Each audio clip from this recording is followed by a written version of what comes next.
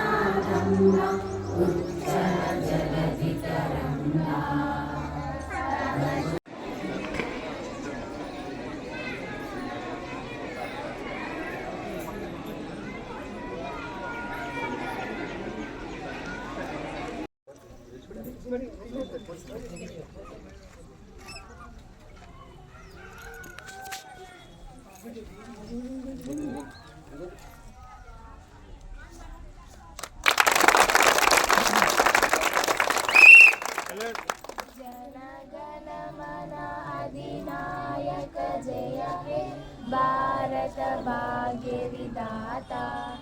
మరిన్ని అప్డేట్స్ కోసం మా ఛానల్ని సబ్స్క్రైబ్ చేయండి.